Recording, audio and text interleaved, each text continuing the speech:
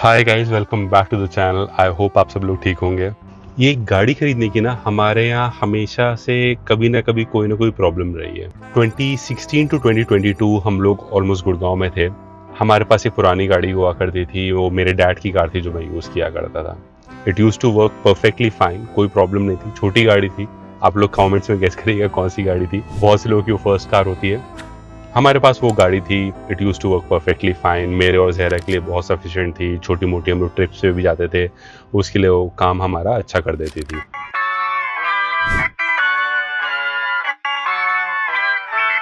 फिर करते करते 2022 आया, तब हम लोगों ने रियलाइज़ किया कि यार अब ये जो गाड़ी है ये काफ़ी ज़्यादा प्रॉब्लम देने लग गई है, हमको नई गाड़ी खरीदनी पड़ेगी। उसकी जो सर्विसिंग कॉस्ट होती थी उससे ज़्यादा पैसा मैं मेंटेनेंस में खर्च कर देता था, एंड वो भी एक छोटी कार के लिए। तब हम लोगों ने नई कार देखना शुरू किया। मेरे को हमेशा से स्कॉडा की कार लेने का बहुत ज़्यादा शौक था। समहाउ मेरे को वो ब्रांड और उसकी गाड़ियाँ काफ़ी ज़्यादा फैसिनेटिंग लगती थी। तब उस वक्त की नई नई गाड़ी आई थी, स्कॉडा स्लाविया।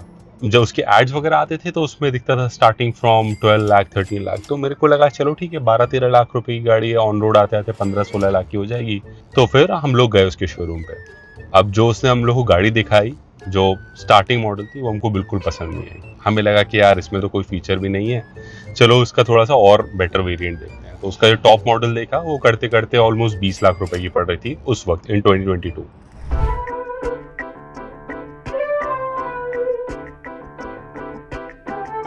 फिर करते करते हम लोगों ने वही किया जो हर एक आम मिडिल क्लास इंसान करता है कि जब उसको कोई महंगी चीज़ पसंद आती है तब वो अपना बजट कम नहीं करता है, वो अपना बजट बढ़ा लेता है और सोचता है चलो यार जैसे तैसे मैनेज कर लेंगे।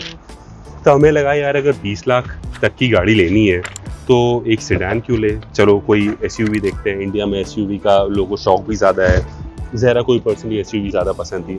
तो मैंने कहा चलो ठीक है, एसयूवी एक बार देखते हैं। फिर ये हुआ चलो एसयूवी देखना शुरू करते हैं। तो कौन सी एसयूवी देखेंगे? उस वक्त नई नई गाड़ी आई थी किया कैरेंस करके, तो हम लोगों ने किया कैरेंस देखी।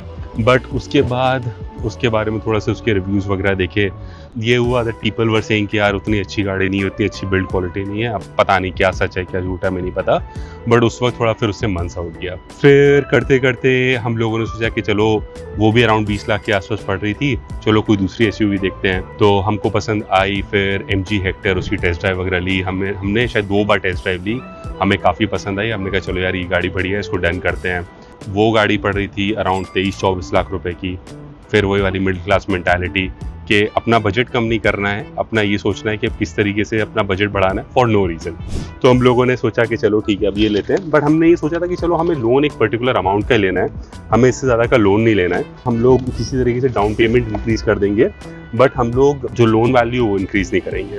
तो हमने सोचा चलो 2-3 महीने वेट करते हैं, थोड़ी सैलरीज भी आ जाएंगी हमारी 2-3 महीने तक, तो उसमें जो हमारी सेविंग्स होती है जनरली वो हो जाएगी। प्लस उसके अलावा हमारा कोई बोनस वगैरह भी आने वाला था उस वक्त जहाँ पर हम लोग काम करते थे वहाँ से। तो हमने कहा चलो ठीक है, बोनस आ जाएगा एंड उससे हम लोग अपनी डाउन पेमेंट का अमाउंट इंक्रीज़ कर देंगे। थैंकफुली उतने में ये हुआ कि हम लोग क्योंकि जॉब्स भी देख ही रहे थे उस वक्त, तो जहरा की जॉब लग गई दुबई में। तो उस वक्त ये हुआ कि चलो ठीक है अब तो क्या ही गाड़ी लेना, बच गए। चलो मोटा खर्चा होने से पहले हमको पता चल गया कि हमें मूव आउट करना है, तो फिर चलो अब दुबई में ही जाके गाड़ी लेंगे। ओके, हमारी गाड़ी में जो सामान इतना ज़्यादा है ना, ये 2 कैंपिंग चेयर्स हम लोगों ने खरीदी थी। मेरे ख्याल से मुश्किल से हमने 10 बार यूज़ की होंगी। और ये गाड़ी में मेरी गाड़ी ऑलमोस्ट 57-58,000 किलोमीटर चली है। ये पूरे रास्ते सिर्फ हमारे साथ घूमी है, बाकी इसका यूज़ बहुत कम हुआ है। समां हम लोग इतने आउटडोर्स ही नहीं है कि हम लोग कैंपिंग पे जा रहे हैं या फिर लेट्स से पार्क में बहुत ज़्यादा जा रहे हैं। पार्क तो डेली जाते हैं। खैर, coming back to the story, फिर ये हुआ हम लोग जब दुबई आ गए तो हमने सोचा कि चलो ठीक है अब यहाँ पर गाड़ियाँ देखना शुरू करते हैं। पहले तो लाइसेंस वगैरह लिया, हम लोगों ने गाड़ियाँ देखना शुरू की। तो हम लोगों ने काफ़ी ब्रांड्स में हम गए, फोक्सवैगन गए, रेनॉ गए, कुछ चाइनीज़ ब्रांड से उस वक्त में हम लोगों ने वो भी देखे, hyundai, किया, ये सारे तो गए थे। एक ब्रांड जो मेरे मन में हमेशा से था, एज यू गाइस नो, वो स्कोडा।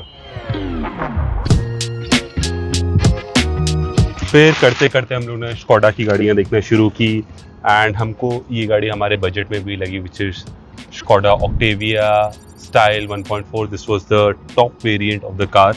तो ये हमारे बजट में भी आ रही थी, हमको अच्छी भी लग रही थी। इसमें सारे सेफ्टी फीचर्स वगैरह भी हैं जो हमको चाहिए थे, because we are also planning to expand a family.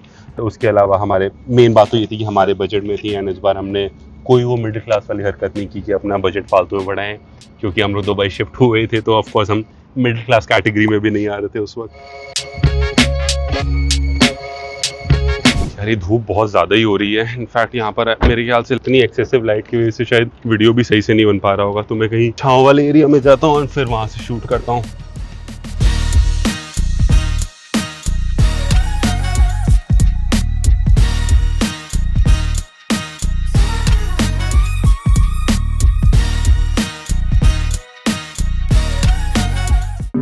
तो इस तरीके से करते करते हमने हमारी मेरी ड्रीम कार तो ले ली, विच वॉज स्कॉडा। बट उस वक्त एक और प्रॉब्लम हुई जो हम लोगों ने रियलाइज नहीं की कि अगर आप किसी कंट्री में जा रहे हो तो आपको ना हमेशा वहाँ के पॉपुलर ब्रांड्स लेने चाहिए। आपको कोई ऐसा ब्रांड नहीं लेना चाहिए जो वहाँ पर पॉपुलर ना हो। फॉर एग्जाम्पल इंडिया में जैसे मारुति, हुंडई, किया, ये सब बहुत चलते हैं।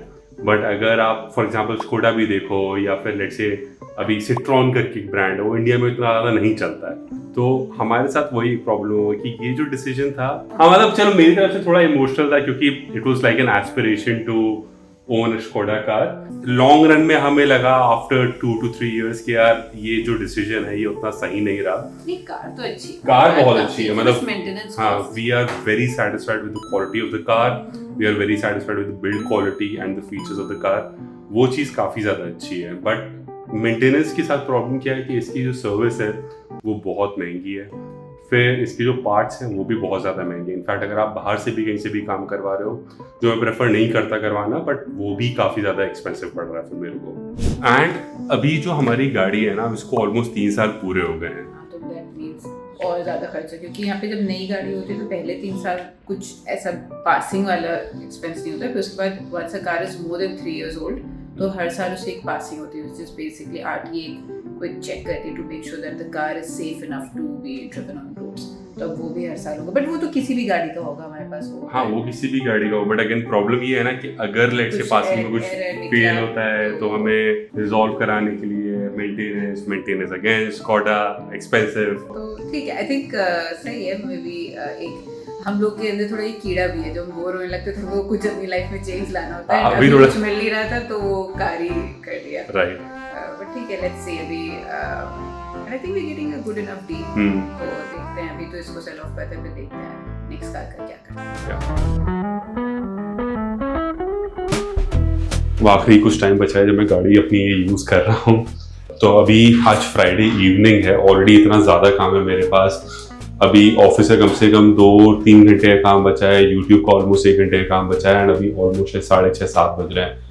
बहुत ज़्यादा काम अभी बचा हुआ है, लग नहीं रहा है फ्राइडे इवनिंग है बिल्कुल भी, एंड आई डोंट नो कैसे हुआ ये सारा काम। अभी आजकल ऑफिस भी बहुत ज़्यादा बिजी चल रहा है, कम से कम मेरे ख्याल से वो वीकेंड पे भी 3-4 घंटे काम करना पड़ेगा।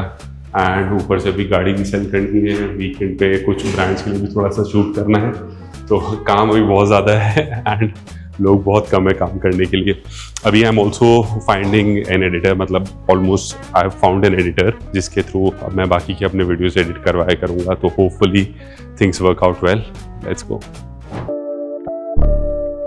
गया तो मैं एक्चुअली 2-3 दिन पहले भी था अभी यहाँ पर बैंक में ये लोन का काम क्लोज करवाने के लिए, बट मेरी जो इंस्टॉलमेंट कटती है वो 5 तारीख को कटती है, तो मैं आई थिंक 3 को चला गया था। तो फिर मैंने उसको बोला क्लोज कर दो, तो उसने बोला कि देखो मैं क्लोज तो कर दूंगा, लेकिन फिर इसके बाद आपकी EMI इंस्टॉलमेंट है वो दोबारा कटेगी, क्योंकि इतनी जल्दी सिस्टम में रिफ्लेक्ट नहीं होगा। फिर आपका ये लोन क्लोज हो जाएगा, फिर वो पैसे के लिए आपके पैसे फंस जाएंगे। कहता है मिल तो जाएंगे लेकिन उसमें टाइम लगेगा। बेसिकली जो बायर था उसको भी मैंने बोला, ये चीज़ एक्सप्लेन की, वॉज वेरी कोऑपरेटिव। उसने बोला हाँ कोई बात नहीं, I am taking my cash out and I am closing out this loan. अब देखो फिंगर्स क्रॉस, होपफुली अपनी गाड़ी बिक जाए। अगर कोई पंगा हो गया बीच में तो ये होगा दैट हाँ मेरा लोन तो क्लोज हो गया है, गाड़ी मेरे नाम पे हो तो कोई इशू नहीं है, but then I have close the loan for nothing.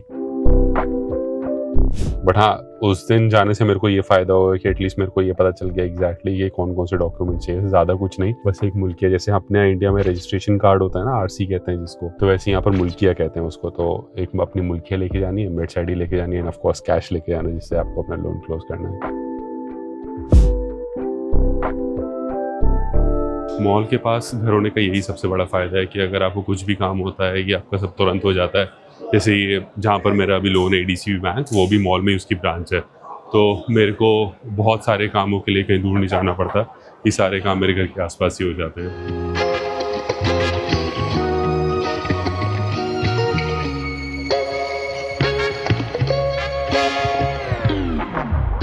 Okay, काम हो गया मेरा। आज बहुत ज़्यादा भीड़ थी बैंक में, मतलब कम से कम आधा घंटा तो मैंने वेट किया, उसके बाद काम होने में 15-20 मिनट लग गया। फाइनली लोन क्लोज हो गया है। I am just heading back home and let's see next week तक आई थिंक सारी फॉर्मेलिटीज़ ख़त्म हो जानी चाहिए and I should be able to get rid of the car then.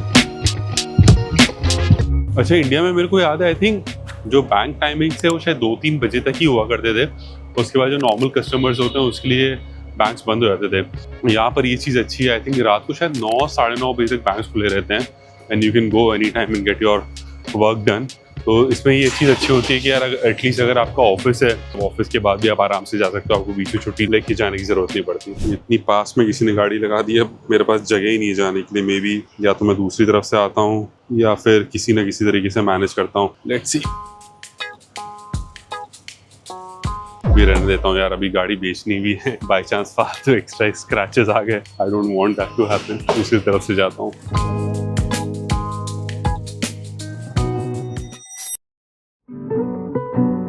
Zahra, तुमको पता है मैं कल बैंक में लोन क्लोज करके आया शाम को, रात को कितने 7:30-8 बजे के आसपास। अभी मेरे को मैसेज भी आ गया आर्टिस्ट, जबकि बैंक वाले ने बोला था कि अराउंड 3 दिन लगेगा वो आने के लिए मैसेज। तो क्या मैसेज आया कि आपकी कार आपके नाम पे ट्रांसफर हो गई? हाँ, अब तो आपको जो भी करना है वो कर सकते हो, मॉर्गेज क्लोज हो गई है। बेसिकली कहने का मतलब ये है कि वो कह रहा था बैंक वाला कि 3 दिन में आएगा, जिसको मैं भेज भी रहा हूँ, उसने भी काम कई बार किया है। 24 आवर्स हो गया। हाँ, मतलब ऑलमोस्ट 12 आवर्स हो गया ऑलमोस्ट। हाँ, तो काफी जल्दी आ गया। अभी क्या करना होगा? अब कुछ नहीं करना है, बेसिकली अभी मैं उसको इन्फॉर्म कर दूंगा, उसके साथ कोऑर्डिनेट कर लूंगा, जो बायर है उसके साथ जाऊंगा। उसने मेरे को बोला है कि मैं एक बार गाड़ी को रेस करूंगा पेट्रोल पंप पे जाके, नीचे से चेक करने के लिए कोई रस्टिंग वगैरह है कि नहीं है। मैंने हाँ, प्रोफेशनल बायर, वो एक्चुअली प्रोफेशनल बायर ही है। उसके बाद बस फिर हम लोग डायरेक्टली RTA में जाके ट्रांसफर कर देंगे। तो आज आपकी गाड़ी चली जाएगी। आज ही कर दोगे? कब करेंगे फिर? आज ही कर देते हैं, क्या करना है? मुझे लगा शायद नेक्स्ट वीक तक क्यों। तुम जाती हो तो उसको बोल देता हूँ, बट हम लोग क्या करेंगे, कर देते हैं आज। फिर कल वीकेंड हम लोग भी अपना जो रेंटल वगैरह देखना है देख लेते हैं, ले लेना। फिर जाके लोग अगर कोई दूसरी गाड़ी लेनी है नहीं करनी है वो भी देख लेंगे। आराम से करेंगे, इतनी जल्दी।